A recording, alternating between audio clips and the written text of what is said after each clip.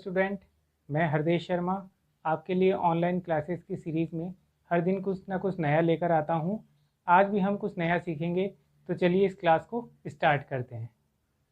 आज के वीडियो में हम वर्तमान साझेदारों के मध्य लाभ विभाजन अनुपात में परिवर्तन क्या होता है और किस प्रकार किया जाता है, इसके बारे में जानकारी प्राप्त करेंगे। देखिए, एक साझेदार जब दूसरे साझेदार से लाभ का अंश क्रय करता है तो उसे ही लाभ विभाजन अनुपात में परिवर्तन कहा जाता है। कि जब एक साझेदार अपने लाभ का अंश दूसरे को व्यक्ति को देता है तो वह त्याग करता है और दूसरा साझेदार उस लाभ को प्राप्त करने वाला होता है। इसलिए जिस साझेदार के लाभ के भाग में वृद्धि होती है उसे हम लाभान्वित साझेदार कहते हैं, तथा जिस साझेदार के लाभ के भाग में कमी होती है उसे हम त्यागकर्ता साझेदार कहते हैं। लाभ विभाजन अनुपात में परिवर्तन से लाभ प्राप्त करने वाले साझेदार त्याग करने वाले साझेदार को क्षतिपूर्ति करने का कार्य भी करते हैं। अब लाभ विभाजन अनुपात में परिवर्तन होता है तो कुछ निम्न विषय पर हमें ध्यान देना होगा। तो वह विषय कौन कौन से हैं उनके बारे में बात करते हैं। पहला है त्याग अनुपात व फायदे के अनुपात का हमें निर्धारण करना, यानी किस साझेदार का त्याग अनुपात हो रहा है और किस साझेदार को फायदे का अनुपात प्राप्त हो रहा है। सेक्रीफाइस रेशो और गेनिंग रेशो किस प्रकार का है उसका निर्धारण किया जाता है। दूसरा है ख्याति का लेखांकन व्यवहार करना, यानी ख्याति का लेखांकन उस त्याग और फायदे के अनुसार किस प्रकार किया जाएगा, तो हमें ख्याति का लेखांकन भी करना होगा।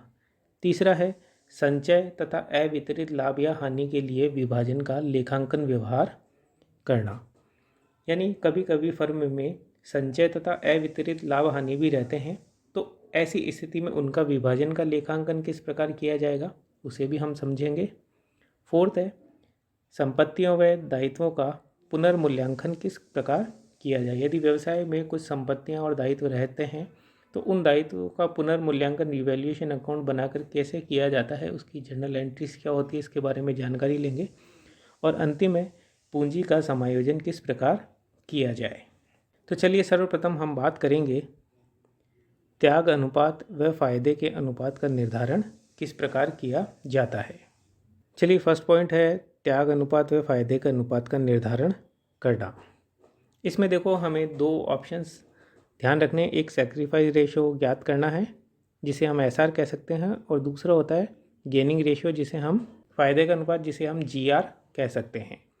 अब त्याग का अनुपात ज्ञात करने के लिए हमें पुराने लाभ विभाजन अनुपात में से नए लाभ विभाजन अनुपात को क्या करना है, माइनस करना है। तो हमें सेक्रीफाइस रेशो ज्ञात हो जाएगा, यानी पुराने में से नया विभाजन को घटाएंगे तो त्याग का अनुपात प्राप्त होगा। और इसी का ही अपोजिट कर दिया जाए, जैसे नए लाभ विभाजन में से पुराने वाले लाभ विभाजन को माइनस कर दिया जाए तो हमें गेनिंग रेशो फायदे का अनुपात प्राप्त हो जाएगा।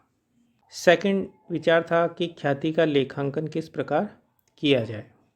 तो इसमें आपको एक एंट्री करनी है, gaining partners capital current account debit to sacrifice partner capital current, यानी जो साझेदार फ़ायदे को प्राप्त कर रहे हैं, लाभ को प्राप्त कर रहे हैं, उन्हें जो फ़ायदा हो रहा है ख्याति से वह लिखेंगे, और टू सेक्रीफाइस यानी जो त्याग कर रहे हैं जितने मूल्य का, उस त्याग का मूल्य लिखा जाएगा। इस प्रकार ये प्रविष्टि की जाएगी। इसी का थर्ड है हमारे लिए संचय या अवितरित लाभ हानि का व्यवहार किस प्रकार किया जाए। यदि साझेदारी संगठन के पुनर्गठन के समय, यानी जब वापस पुनर्गठन किया जाता है नए साझेदार के प्रवेश के समय, तो फर्म के पास कुछ संचय, रिजर्व तथा अवितरित लाभ हानि होते हैं, तो उन्हें दो तरह से समायोजित किया जाता है। पहली स्थिति है हमारे लिए संचय व लाभ हानि को समाप्त कर दिया जाए, यानी जो पुराने नए साझेदार के प्रवेश के समय से पहले के जितने भी संचय व लाभ हानि हैं उन्हें समाप्त कर दिया जाए और नए साझेदारी में नए तरीके से वापस पुनर्गठन किया जाए। दूसरा तरीका है हमारे लिए संचय व लाभ हानि को समाप्त न किया जाए। तो सर्वप्रथम हम बात करेंगे संचय व लाभ हानि को समाप्त कर दिया जाए। तो ऐसी स्थिति में हमें जितने भी संचय या लाभ हानि हैं उनको वर्तमान साझेदारों के मध्य उनके पुराने लाभ विभाजन अनुपात में बांट दिया जाएगा। यानी जितने भी हमारे पास लाभ हानि और संचय हैं उन्हें पुराने साझेदारों के मध्य उनके पुराने लाभ विभाजन अनुपात, जिसे हम ओल्ड प्रॉफिट शेयरिंग रेशो कहते हैं, उसके अनुसार इन्हें विभाजित करके बांट दिया जाएगा। तो इसमें हमें एक प्रविष्टि करनी होगी। सर्वप्रथम संचय व अवितरित लाभों के लिए इसमें हम लिखेंगे journal account debit, P&L account debit. Workman compensation reserve हमने बनाया था और उस खाते में दायित्वों को घटाने के बाद जितने भी आधिक्य हमारे पास बचते हैं उस आधिक्य की राशि से हमें इसे डेबिट करना है। चौथा है investment fluctuating reserve account debit, यानी इसमें भी विनियोगों के बाजार मूल्य में जो भी कमी आती है उस कमी को घटाने के बाद जो भी हमारे पास आधिक्य बचता है उस बचे हुए आधिक्य की राशि से इसे डेबिट करना है। और 2 partners capital current account debit, और ये हमारे लिए जो होगा ये ओल्ड प्रॉफिट शेयरिंग रेशो के अंदर किया जाएगा। इस प्रकार ये प्रविष्टि की जाएगी।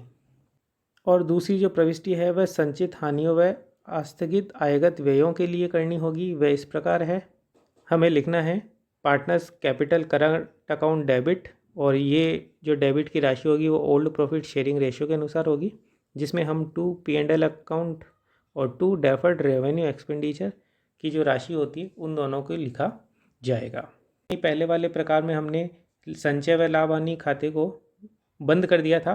अब यहाँ पे हम दूसरा जो है कि संचय व लाभ हानि को बंद न किया जाए। तो इस स्थिति में पहले वाले में तो हमने बंद कर दिया, दूसरे में हम बंद नहीं करेंगे। तो हम लिखेंगे, तो यहाँ पर पहली स्थिति है संचय व संचित लाभों के लिए हमें लिखना है gaining partners capital account to sacrifice partners.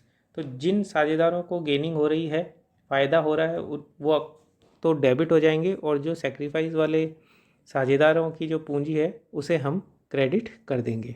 तथा संचित हानियों के लिए यदि लाभ होते हैं तो हम ये प्रविष्टि करेंगे, और यदि हानि होती है तो इसी प्रविष्टि की अपोजिट एंट्री हमें यानी sacrifice partners capital current account debit to gaining partners capital current account लिखना होगा। फोर्थ प्रकार है संपत्तियों में दायित्वों के पुनर्मूल्यांकन का लेखा करना। इसमें पहली स्थिति है हमारे लिए, यदि साझेदारी फर्म के पुनर्गठन पर तैयार किए गए चिट्ठे में संपत्तियों व दायित्वों को संशोधित मूल्य यानी कि रिवाइज्ड वैल्यू पर दिखाना साझेदार तय करते हैं। यानी जब पुनर्गठन होता है तो उस समय कहा जाता है कि चिट्ठे के अंदर जितनी भी संपत्तियां व दायित्व दी गई है उन्हें संशोधित मूल्य यानी जो कमी और वृद्धि हुई है उसे रिवाइज वैल्यू पर चिट्ठे के अंदर दिखाया जाएगा। तो इस दशा में पुनर्मूल्यांकन खाता बनाया जाता है, और पुनर्मूल्यांकन हुए लाभ हानि को वर्तमान साझेदारों के हमेशा पुराने अनुपात यानी कि ओल्ड प्रॉफिट शेयरिंग रेशियो के अंदर बांट दिया जाता है। तो इसमें हमें 2 प्रविष्टियां करनी होगी। ये 2 प्रविष्टियां इस प्रकार होगी, यदि पुनर्मूल्यांकन पर लाभ हो तो हम लिखेंगे रीवैल्यूएशन अकाउंट लाभ की राशि, और 2 partners capital old profit sharing के अंदर इसका मूल्य लिख दिया जाएगा। और यदि हमें प्रश्न में हानि हो पुनर्मूल्यांकन खाता बनाने से तो हम इसकी अपोजिट प्रविष्टि करेंगे partners capital current account debit to revaluation account, यानी जिस मूल्य से हमें हानि हुई है।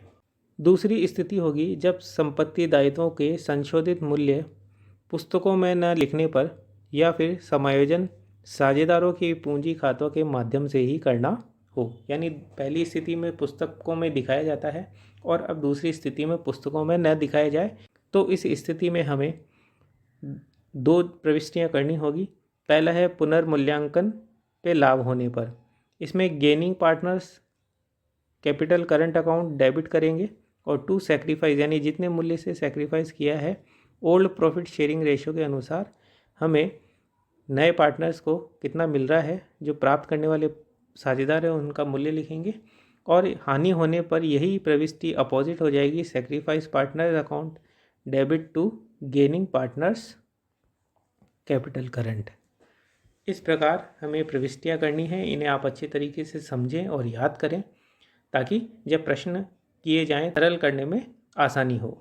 इसी के साथ हमारे टॉपिक कंप्लीट हो गया है। आज की क्लास में बस इतना ही। नेक्स्ट वीडियो के अंदर हम नेक्स्ट लेसन को समझने का प्रयास करेंगे। Thank you.